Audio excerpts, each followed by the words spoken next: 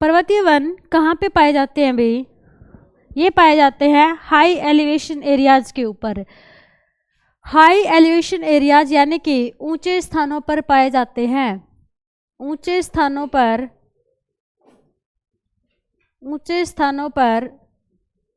पाए जाते हैं।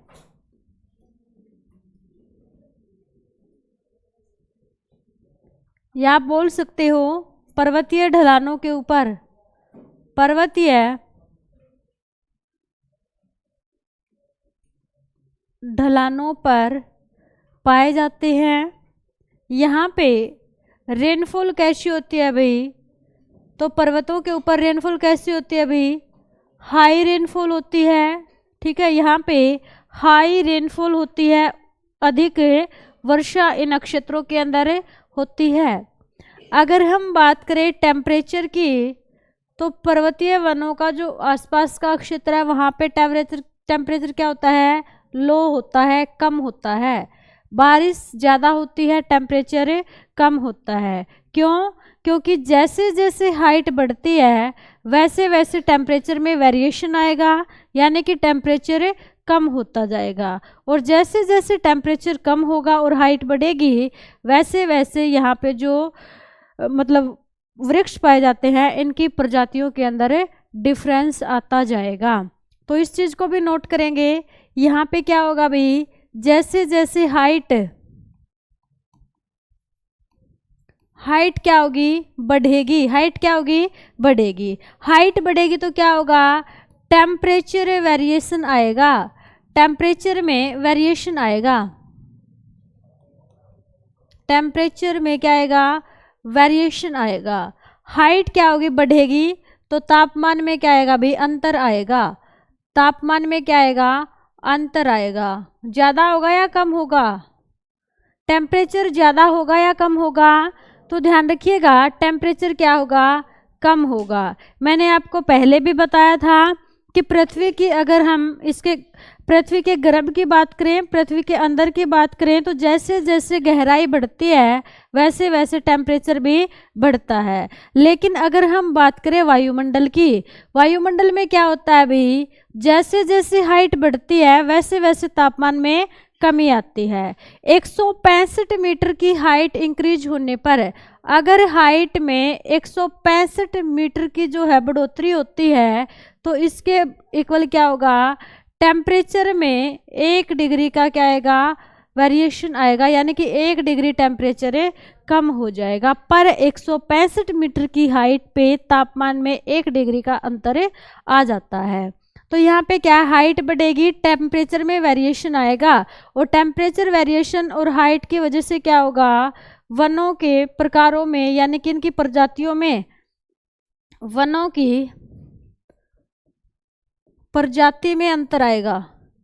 इनकी जो प्रजाति है उसमें भी क्या आएगा? अंतर आएगा। अलग अलग हाइट पर अलग अलग प्रकार के वृक्ष पाए जाते हैं। इतना सा लिख लिया सभी ने? आगे देखो,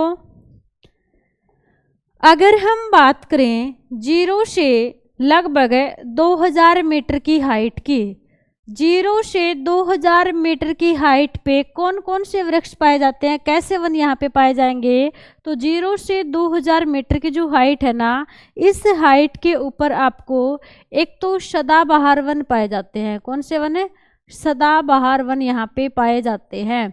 जो ढलानों का निचला सिरा होता है ना, इस सिरे के ऊपर क्या होता है? क्या होता है भाई इस सिरे पे?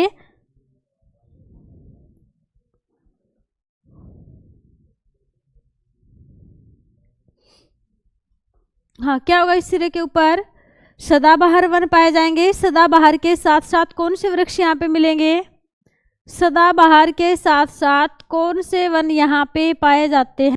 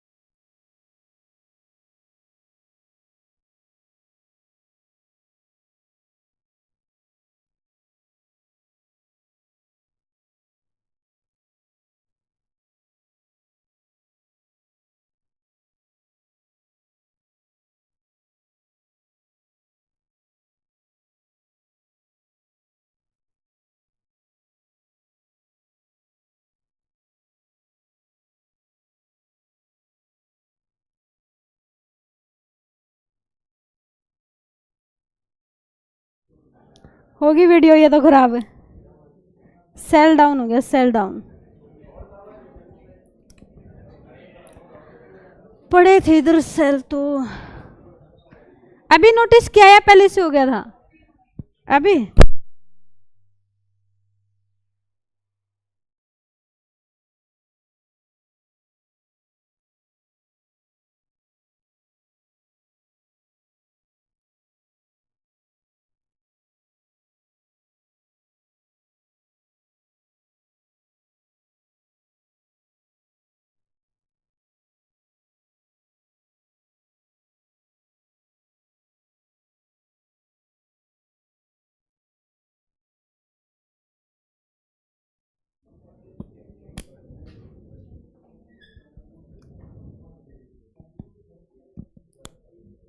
काफी टाइम से बंद है क्या?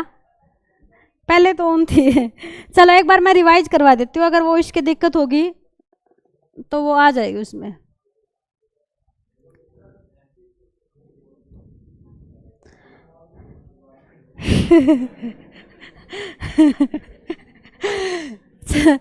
सुना भाई, पर्वतीय वनों में क्या होता है, ये वन ऊंचे स्थानों पे पाए जाते हैं, पर्वतीय ढलानों के ऊपर पाए जाते हैं। यहाँ पे हाई रेनफॉल होती है, टेम्परेचर क्या होगा, लो होगा। जैसे जैसे हाइट बढ़ेगी वैसे वैसे टेम्परेचर में वेरिएशन आएगा, और टेम्परेचर में वेरिएशन आने से वनों की प्रजाति में भी क्या आएगा, वेरिएशन आ जाएगा। 0 से 2000 मीटर हाइट की अगर हम बात करें तो यहाँ पे सदाबहार एवरग्रीन फॉरेस्ट पाए जाते हैं। 2000 से 3000 मीटर हाइट की अगर हम बात करें तो यहाँ पे शंकुधारी वने पाए जाते हैं। कौन कौन से पेड़ होते हैं इन वनों के अंदर, चीड़, देवदार, सिल्वर, पाइन, सिडार, फर और शपरूस के पेड़ यहाँ पे पाए जाते हैं। उसके बाद 3000 मीटर से 4000 मीटर हाइट की अगर हम बात करेंगे तो यहाँ पे कौन से वन पाए जाएंगे, यहाँ पे मास, लाइकेन, रोडोड्रोन के पेड़ पाए जाते हैं इनके अंदर। और 4000 मीटर की जो हाइट होती है ना, इससे आगे वेजिटेशन नहीं पाई जाती, इससे आगे वनस्पति नहीं पाई जाती। इसलिए जो पर्वतों का शिखर होता है ना, वहाँ पे ऑक्सीजन की भी प्रॉब्लम होती है। क्यों? क्योंकि वहाँ पे वेजिटेशन नहीं है, और वेजिटेशन नहीं होगी तो वहाँ पे ऑक्सीजन की भी मात्रा कम हो जाएगी। ठीक है, मैंने पढ़ा था सियाचिन के ऊपर जो है वेजिटेशन नहीं है, वेजिटेशन नहीं होने के कारण वहाँ पे ऑक्सीजन की प्रॉब्लम रहती है। सथल वाले भाग से वहाँ पे 15% ऑक्सीजन का अमाउंट कम हो जाता है। ठीक है, 15% ऑक्सीजन क्या हो जाती है, वहाँ पे कम हो जाती है। वहाँ पे मांस और लाइकेन के ही पेड़ पाए जाते हैं थोड़े बहुत। ठीक है, उसके बाद देखो भाई, ये 5 प्रकार के वन हमारे हो गए। इसके बाद कुछ मिसलेनियस पॉइंट है इस वाले टॉपिक के, जो पेपर के अंदर काफ़ी पूछे जाते हैं। मिसलेनियस पॉइंट्स की अगर हम बात करें तो मिसलेनियस पॉइंट्स के अंदर सबसे पहले ये बताओ मुझे, सबसे ज़्यादा वनस्पति कहाँ पाई जाती है? सबसे ज़्यादा वनस्पति अपने भारत के अंदर कौन से राज्य में पाई जाती है? सबसे ज़्यादा वनस्पति या वन आप बोल सकते हो। सर्वाधिक वन अक्षेत्र कहाँ पे है भाई? सर्वाधिक वन अक्षेत्र कहाँ पे है? एमपी में। सबसे ज़्यादा वनस्पति भारत के अंदर कहाँ पाई जाती है? एमपी यानी कि मध्य प्रदेश। मध्य प्रदेश के अंदर सबसे ज़्यादा वनस्पति पाई जाती है। अगर हम बात करें प्रतिशत में वन ज़्यादा कहाँ पे हैं? प्रतिशत वन ज़्यादा या प्रतिशत वनस्पति ज़्यादा कहाँ पे है? प्रतिशत का मतलब है एरिया कम होने के बावजूद भी पेड़ पौधों की संख्या ज़्यादा होना, उसको बोलते हैं प्रतिशत। तो कहाँ पे है प्रतिशत में वन ज़्यादा? मिजोरम में। मिजोरम के अंदर 1% क्या है? ज़्यादा है। उसके बाद अगर हम बात करें भारत में सबसे ज़्यादा मैंग्रोव वन कहाँ पाए जाते हैं? सबसे ज़्यादा मैंग्रोव वन भारत के अंदर कहाँ पाए जाते हैं भाई? पश्चिम बंगाल में। पश्चिम बंगाल के अंदर सर्वाधिक मैंग्रोव वन पाए जाते हैं। मैंग्रोव वन ऐसे वन होते हैं जो डेल्टा अक्षेत्रों के अंदर पाए जाते हैं। इन वनों की जो लकड़ी है वो किस में प्रयोग होगी?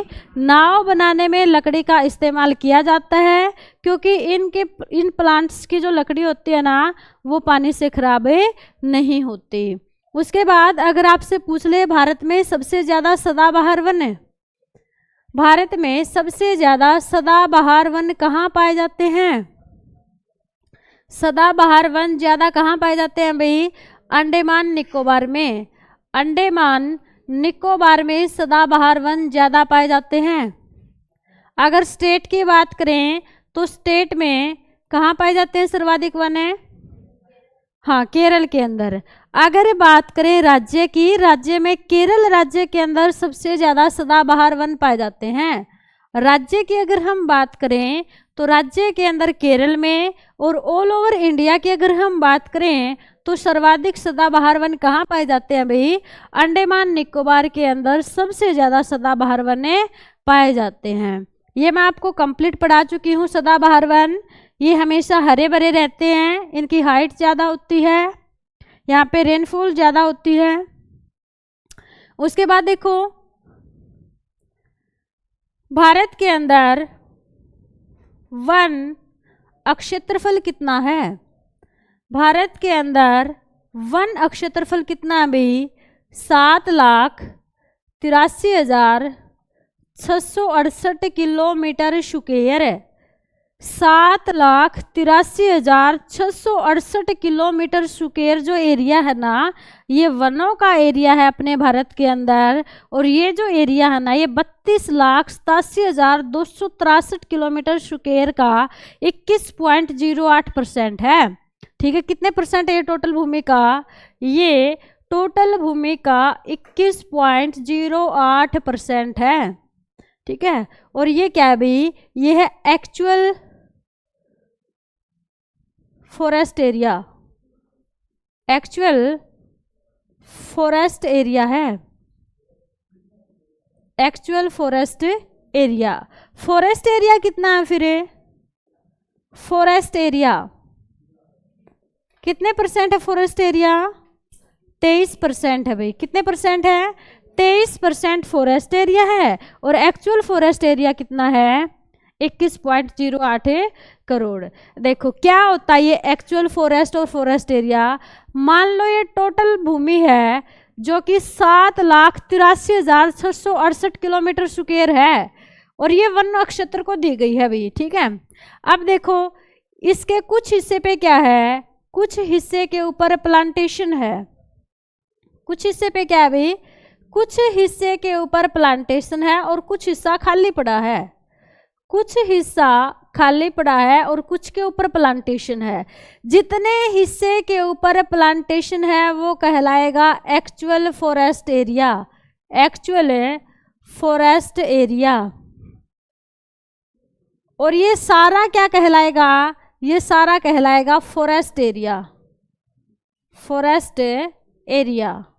वन विभाग को जो अक्षेत्र दिया गया है, जो अक्षेत्र वन विभाग के अंदर दर्ज है ना भाई, वो फॉरेस्ट एरिया है। और उसमें से जितने के ऊपर वास्तव में प्लांटेशन है वो क्या होगा? वो होगा एक्चुअल फॉरेस्ट एरिया, वास्तविक वन अक्षेत्र। अब दो टर्म है, एक होता है डिफॉरेस्टेशन,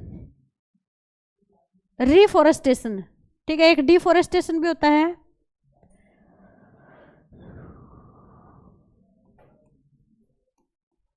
रिफॉरेस्टेशन क्या होता है? रिफॉरेस्टेशन, रिफॉरेस्टेशन क्या होता है?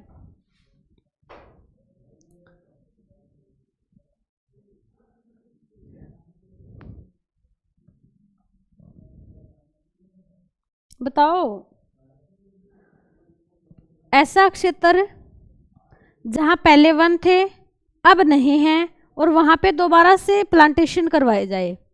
ठीक है, एक ऐसा क्षेत्र जहां पहले वृक्ष थे अब वहां पे वृक्ष नहीं है, वहां पे दोबारा पेड़ लगवाए जाएंगे। दोबारा पेड़ लगवाने की प्रोसेस को क्या बोलते हैं? रिफॉरेस्टेशन बोलते हैं। ठीक है, दोबारा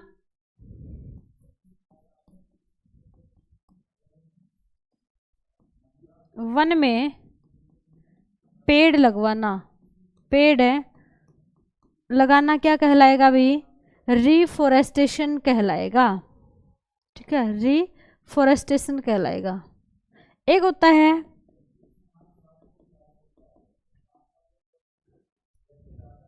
एफॉरेस्टेशन। ये क्या होता है? ऐसा क्षेत्र जहां पहले वृक्ष नहीं थे, अवनीकरण, अवनीकरण,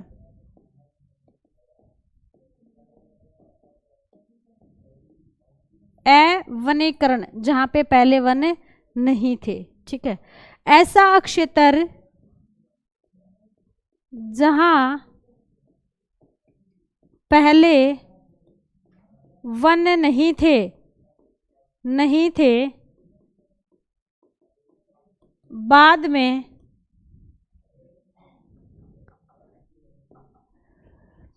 पेड़ लगाए गए। ठीक है, बाद में पेड़ लगाए गए, उसको बोलते हैं अफोरेस्टेशन। देखो मान लो जैसे थार डेजर्ट है, वहां पे वेजिटेशन नहीं है, सरकार कुछ कदम उठाकर अगर वहां पे प्लांटेशन करवाती है तो वो एफोरेस्टेशन कहलाएगा। ठीक है, क्या कहलाएगा? अफोरेस्टेशन वो कहलाएगा, क्योंकि वहां पे पहले पेड़ नहीं थे, अब सरकार के द्वारा कुछ प्रयासों से वहां पे पेड़ लगाए जा रहे हैं। एक होता है रिफोरेस्टेशन, यानी कि री का मतलब क्या होता है? दोबारा। री का मतलब ही क्या होता है? अभी दोबारा पेड़ लगवाना। पहले पेड़ थे, कट गए या खराब हो गए या सूख गए, ठीक है, वहां पे दोबारा से प्लांटेशन करवाई जाएगी, उसको बोलते हैं रिफोरेस्टेशन।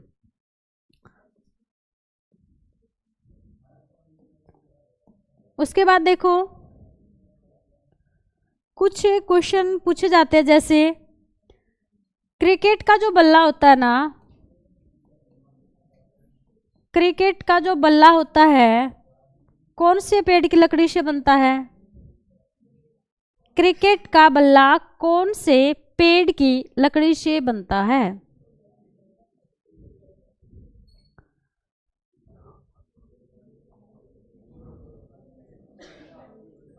पता है? हाँ, विलो।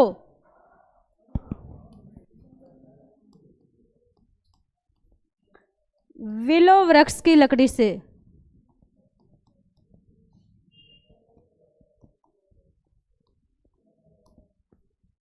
ठीक है, हाँ जी।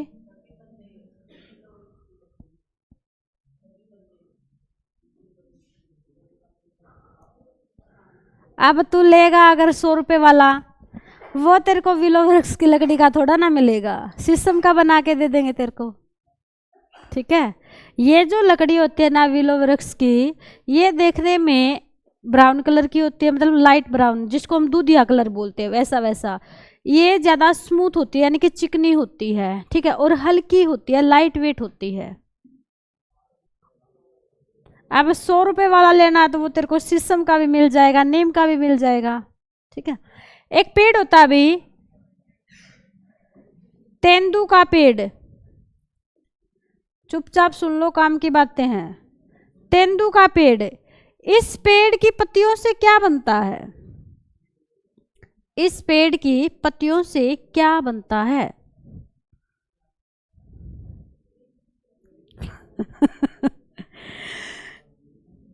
बीड़ी। ठीक है,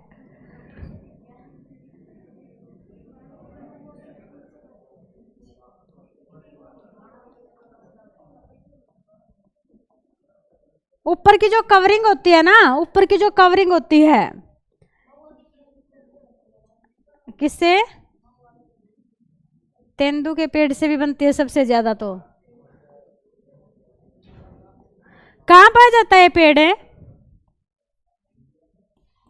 बुंदेलखंड। बुंदेलखंड पठार का जो क्षेत्र है ना, वहां पे पाया जाता है।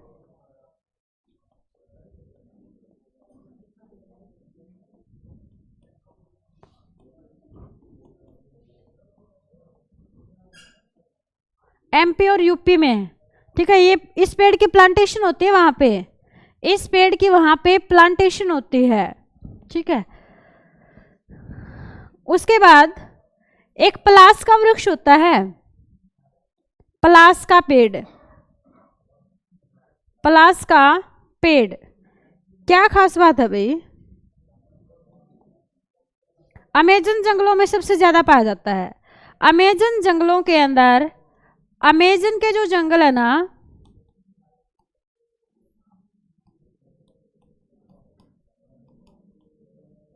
क्या खासियत है भाई इसकी? ये आग को बहुत ज़्यादा पकड़ता है। अगर मान लो दो चट्टानों के बीच फ्रिक्शन हो गया ना, तो फ्रिक्शन की चिंगारी से ही आग पकड़ लेता है। ये आपने सुना भी होगा, अमेजन के वनों में आग बहुत ज़्यादा लगती है। क्यों लगती है? क्योंकि उन वनों में पलास का पेड़ पाया जाता है, और ये जो पलास का पेड़ है ना, चट्टानों के फ्रिक्शन से ही आग पकड़ लेता है। मान लो दो चट्टाने हैं, ऊपर नीचे है वो, और एक मतलब वहां से खिसक गई, तो खिसकने से क्या होगा? फ्रिक्शन होगा, और उस फ्रिक्शन की जो छोटी मोटी चिंगारी होती है ना, जो मतलब हमारा गैस सिलेंडर आग पकड़ता ना, उससे भी ज्यादा जल्दी आग पकड़ लेता है ये पेड़। ठीक है, तो फ्रिक्शन से आग पकड़ लेता है। चट्टानों के फ्रिक्शन से आग,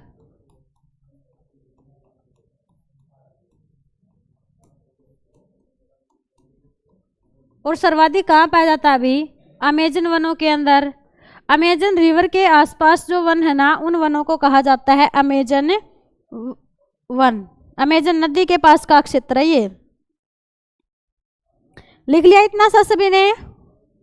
उसके बाद लिखेंगे कुछ संस्थानों के ईयर और उनके नाम। सबसे पहले लिखेंगे भारत के अंदर वन संरक्षण अधिनियम आया था। वन संरक्षण अधिनियम, भारत में वन संरक्षण अधिनियम आया था भाई। कब आया था? 1972 में। वन संरक्षण अधिनियम भारत के अंदर 1972 में आया। फिर एक और पॉलिसी आई बाद में कि इसके अंदर आप क्या कर सकते हो? संशोधन भी कर सकते हो। सॉरी, वन संरक्षण नहीं है, वन्य जीव संरक्षण। वन्य लिखो भाई, इसके अंदर संशोधन हो सकता है, वन में नहीं हो सकता। वन्य जीव संरक्षण अधिनियम कब आया? 1972 में। इसके अंदर एक संशोधन अधिनियम भी आया, वन्य जीव संशोधन अधिनियम, संरक्षण संशोधन अधिनियम। ये कब आया था? वन्य जीव संरक्षण अधिनियम 1972 में आता है, जिसके तहत भारत के बहुत से वनों के अंदर जो वन्य जीव रहते हैं उनके कंजर्वेशन के लिए काम किया गया। अब इसके अंदर आप संशोधन कर सकते हो टाइम के साथ। और ये संशोधन अधिनियम कब आया था? ये आया था 2002 में। वन्य जीव संरक्षण संशोधन अधिनियम कब आया? 2002 में आया था। ठीक है, वन्य जीव संरक्षण 1972 में आता है। आप इसके अंदर संशोधन कर सकते हो, परिवर्तन कर सकते हो। ये अधिनियम कब आया? 2002 में आया। कब आया भाई? 2002 में आया। उसके बाद और भी बहुत सारी पॉलिसी आई। एक आया जैव विविधता एक्ट, जिसको बोलते हैं बायोडाइवर्सिटी एक्ट। ये कब आया था? ये भी 2002 में आया था। लिखेंगे जैव विविधता या बायोडाइवर्सिटी, जैव विविधता अधिनियम या एक्ट, एक ही बात है। ये भी कब आया था? ये भी 2002 में आया था। बायोडाइवर्सिटी मैं आपको पहले भी बता चुकी हूँ, ऐसा स्थान है जो एक आर्द्र क्षेत्र में है, आर्द्र भूमि के ऊपर है, जहाँ पे डिफरेंस टाइप की प्लांटेशन पाई जाती है, डिफरेंस टाइप के वन्य जीव पाए जाते हैं। उस क्षेत्र को कहा जाता है जैव विविधता क्षेत्र। यानी कि जीवों में, सजीवों के अंदर क्या मिलेगी? विविधता मिलेगी। अनेक प्रकार की प्रजाति एक ही स्थान पे देखने को मिलेंगे, उसको कहा जाता है जैव विविधता क्षेत्र। इसके बाद लिखेंगे राष्ट्रीय हरित न्यायाधिकरण अधिनियम। ये कब आया? ये भी 2002 में ही आया था। ये अधिनियम भी कब आया भी? 2002 में। हरित न्यायाधिकरण अधिनियम भी आया था 2002 में। इसको जो है इम्प्लीमेंट कब किया गया था? 2002 में ये आ गया था, लेकिन इसको लागू किया गया था 2010 के अंदर। इम्प्लीमेंट अगर आपसे पूछ ले इम्प्लीमेंट कब हुआ, लागू कब हुआ, ये लागू हुआ था 2010 में, ठीक है, 2010 में लागू हुआ था और आया कब था, 2002 में, ठीक है। एक बार बीच में इसको रोक दिया गया था, उसके बाद इसको 2010 में नई पॉलिसीज के साथ लागू किया गया था। फॉरेस्ट पॉलिसी कब आई थी भारत में, फॉरेस्ट पॉलिसी, वन नीति कब आई थी, वन नीति, वो तो हरियाणा में आई थी 2006 में। तो राष्ट्रीय वन नीति, राष्ट्रीय वन नीति, राष्ट्रीय वन नीति कब आई थी भाई, 1988 में। राष्ट्रीय वन नीति कब आई, 1988 में। और हरियाणा वन नीति कब आई थी, 2006 में। वन नीति का काम है ज़्यादा से ज़्यादा प्लांटेशन करवाना, ज़्यादा से ज़्यादा पेड़ लगवाना। उसके बाद देखो वन संरक्षण अधिनियम कब आया, पहले वाला वन्य जीव संरक्षण अधिनियम था, अगर पूछ ले वन संरक्षण अधिनियम है वो आया था 1980 में। वन संरक्षण अधिनियम, वन संरक्षण अधिनियम, ये किसी न किसी पेपर में पक्का टपकते एक न एक। तो वन संरक्षण अधिनियम कब आया था, 1980 में, ठीक है। और वन्य जीव संरक्षण अधिनियम कब आया, 1972 में। और वन संरक्षण अधिनियम 1980 में। फॉरेस्ट पॉलिसी 1988 में। हरियाणा में फॉरेस्ट पॉलिसी 2006 के अंदर आई थी, ये भी आपको ध्यान में रखना है। भारत के अंदर एक फॉरेस्ट रिसर्च सेंटर है, वन अनुसंधान संस्थान जिसको हम बोलते हैं, forest research centre of India, forest research centre of India जिसको बोलते हैं भारतीय वन अनुसंधान संस्थान, जो वनों के ऊपर रिसर्च करता है, जो कि क्या करता है अभी, वनों के ऊपर रिसर्च करता है। ये कब बना था, भारतीय वन अनुसंधान संस्थान कब बना था, ये बना था 1981 में। हेड क्वार्टर कहाँ पे अभी इसका, मोस्ट इंपॉर्टेंट क्वेश्चन है इसका, आपसे HQ पूछा जाता है, हेड क्वार्टर कहाँ पे इसका, तो इसका हेड क्वार्टर है देहरादून में।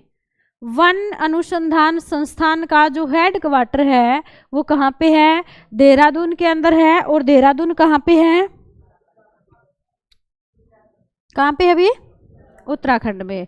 उसके बाद लिखेंगे forest management department, forest management department जिसको बोलते हैं Indian institute of forest management.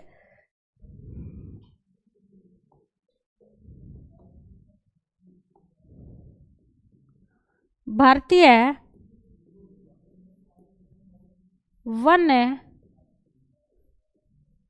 प्रबंधन, मैनेजमेंट को बोलते हैं प्रबंधन संस्थान, कहाँ पे है ये, भारतीय वन प्रबंधन संस्थान कहाँ पे है, यह है भोपाल में, भोपाल में, ठीक है। भोपाल कहाँ पड़ता है, मध्य प्रदेश में। वहाँ पे क्यों बनाया गया,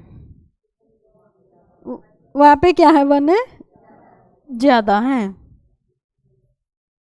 कब बनाया था बताओ शाबाश, कब बनाया,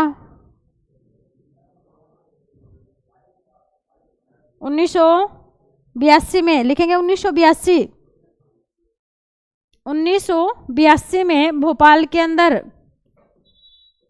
पर्यावरण संरक्षण अधिनियम, पर्यावरण संरक्षण अधिनियम कब आया, और बताओ, पर्यावरण संरक्षण अधिनियम, पर्यावरण संरक्षण अधिनियम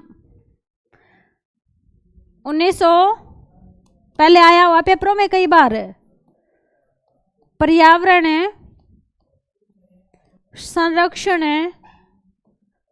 अधिनियम, पर्यावरण को शुद्ध रखने के लिए कुछ कानून बनाए गए पर्यावरण संरक्षण अधिनियम के तहत, और ये अधिनियम आया था 1986 में।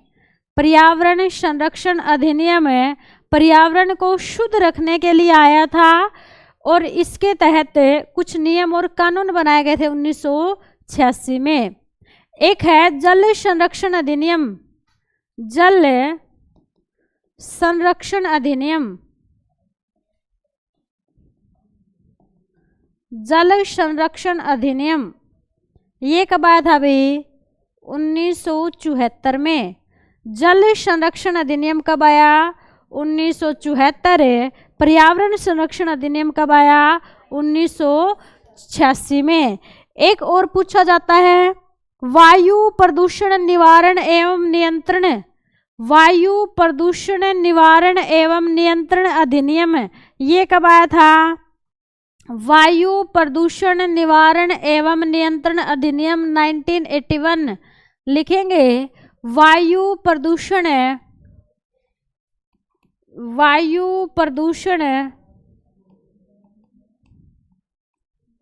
निवारण एवं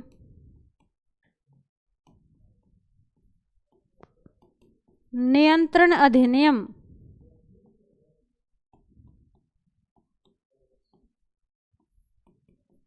यह आया था 1981 में।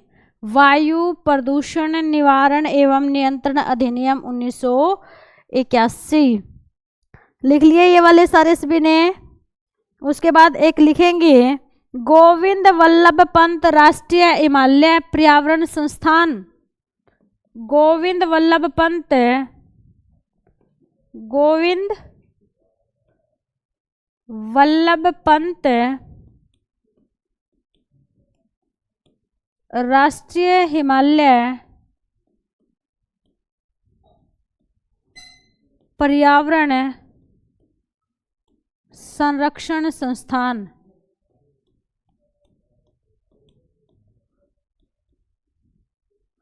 कहाँ पे है ये पूछा जाता है। ये है अल्मोड़ा में। अल्मोड़ा कहाँ है भाई? अल्मोड़ा कहाँ है? हिमाचल प्रदेश में है। थोड़ा सा अंदाज़ा लगाने की ज़रूरत है। हिमालय का एक्सटेंशन जहाँ पे है वहीं पे तो होगा ये, ठीक है। यूपी बोल रहा है कोई तो। एक आया था अभी वन महोत्सव, वन महोत्सव। वन महोत्सव कब मनाया जाता है? फर्स्ट वीक ऑफ जुलाई, जुलाई के प्रथम सप्ताह में। कब से कब तक है? 1 जुलाई से लेकर 7 जुलाई तक ये मनाया जाता है। इसकी शुरुआत कब हुई थी? वन महोत्सव की शुरुआत कब हुई थी भाई? इसकी शुरुआत हुई थी 1950 में। उद्देश्य क्या था इसका? उद्देश्य क्या है भाई? वन जागरूकता को बढ़ाना, वन जागरूकता को बढ़ाना, लोगों को ज़्यादा से ज़्यादा मोटिवेट करना पेड़ पौधे लगाने के लिए। किसने की थी इसकी शुरुआत? इसकी शुरुआत करने वाले कौन थे भाई? पंडित जवाहरलाल नेहरू। इसके शुरुआत करने वाले थे के.एम. मुंशी, के.एम. मुंशी, जिनका पूरा नाम है कन्यालाल मणिकलाल मुंशी। कन्यालाल मणिकलाल मुंशी, कन्यालाल मणिकलाल मुंशी इनका पूरा नाम है। उसके बाद एक भारत के अंदर वन्य जीव महोत्सव मनाया जाता है। वन्य जीव महोत्सव, ये वन महोत्सव है, ये वाला वन्य जीव महोत्सव है। ये कब से मनाया जाता है अभी? 1957 से मनाया जाता है। और कब मनाया जाता है ये? अक्टूबर में। अक्टूबर में मनाया जाता है। पर ईयर अक्टूबर के अंदर मनाया जाता है 2 से 10 अक्टूबर। 2 से 10 अक्टूबर तक ये मनाया जाता है। 2 से 10 अक्टूबर तक प्रतिवर्ष वन्य जीव महोत्सव मनाया जाता है। इसकी शुरुआत हुई थी 1957 से और वन महोत्सव की शुरुआत हुई थी 1950 से। वन महोत्सव कब मनाया जाता है? कब मनाया जाता है? उसके बाद भारत के अंदर एक पर्यावरण शोध संस्थान है। पर्यावरण शोध संस्थान कहाँ पे बनाया गया है?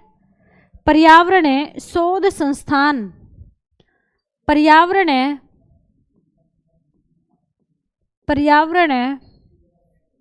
शोध संस्थान कहाँ पे? भारत का पर्यावरण शोध संस्थान नागपुर में। कहाँ पे है अभी? नागपुर में। नागपुर कहाँ पड़ता है? महाराष्ट्र में। नागपुर को कहा जाता है wine city of India. Wine city of India, क्योंकि यहाँ पे संतरे और अंगूर ज़्यादा होते हैं और शराब में इस्तेमाल क्या होता है सबसे ज़्यादा? संतरे और अंगूर होते हैं, है ना। तो इसको कहा जाता है वाइन सिटी ऑफ इंडिया। उसके बाद 10वीं पंचवर्षीय योजना के अनुसार 10वीं पंचवर्षीय योजना के अनुसार